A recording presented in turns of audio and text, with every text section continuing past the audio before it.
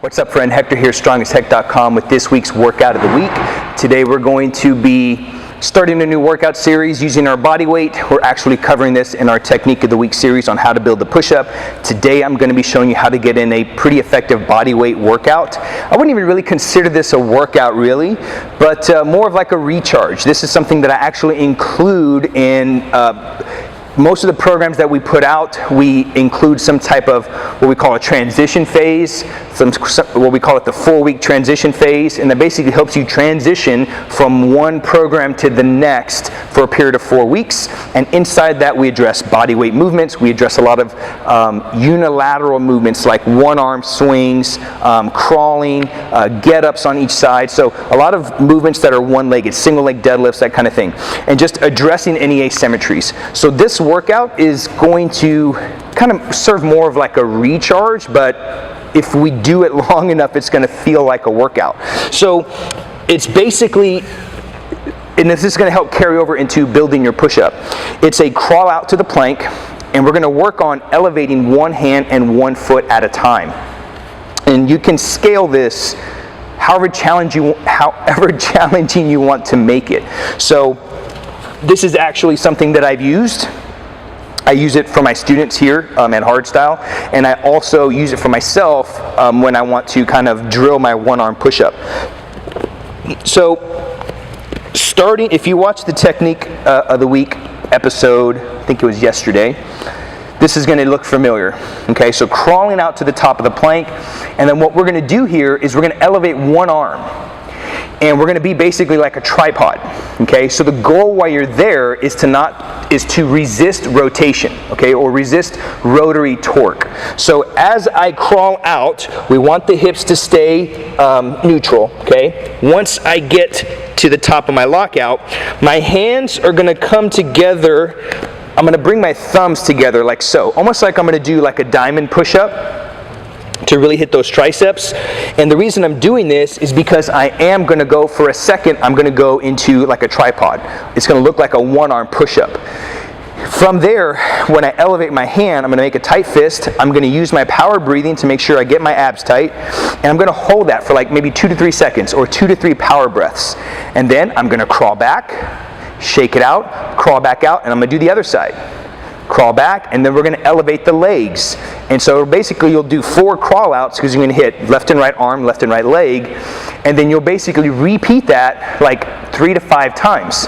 So you're going to feel this, you're going to feel the pump, you're going to feel this in your arms, you're going to feel this in your shoulders. This is going to build your push-up, whether it's a 2-hand push-up, right, like a bilateral push-up, or if you're trying to work on 1-arm push-up, or even 1-arm, 1-leg. And I'll show you a 1-arm, 1-leg progression as well that I've used. So, from here, frog position, okay? Crawl out, okay? Boom. Hands come together, thumbs together, just like so, okay? My legs will be slightly wider so I can get a solid base. Lock in my quads, lock in my glutes, and then from here, elevate one hand.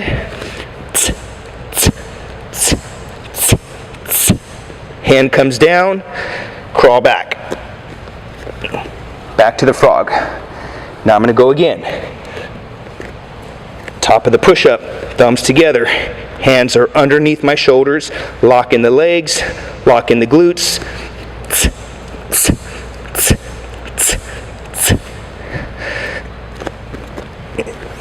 Crawl back. Whew, I'm already feeling that, okay? Couple of things of note. While we're holding this position, we want to, like I said, we want to resist rotary torque. What does that mean? When I'm here, once I make it out to the top, okay, and I get my hands together and I lock everything in, as soon as I elevate one hand, we don't want the body to turn, okay? Your body's going to try to rotate, or gravity is going to basically put torque on your body. We want to resist that and stay squared, and we want to resist that rotary torque, okay? So, this is going to take some practice. If you don't get it right away, that's fine. Stay with it. Keep practicing. Once we work left and right arm, we're going to transition to the legs. This one's a little easier, so you may want to start with this one. So I'll turn to the side. Okay, you may want to start with this one because it's a little easier. Okay, so from here, I crawl myself out, right? Hands are here. Okay, from here, I'm going to elevate one foot. Okay, if you want, you can go right into the other one. And I stay locked in. Again, when I elevate this, I don't want my hip to break over. Okay, so we don't want to get rotary torque from the bottom up this time. So you're working a whole lot of things here. It's working that reflexive strength, right? Not allowing your body to rotate. And obviously you're really working the arms and the shoulders. Crawl out, left arm, right arm. Same thing with left and right legs. You'll repeat that 3 to 5 times.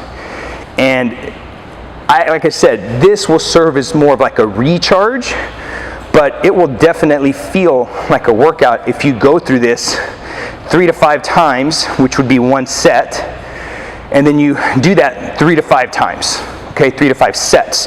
So I'll crawl out, bang, come back, crawl back out to my left, come back, right? So once I do all 4 points, that would be 1 rep.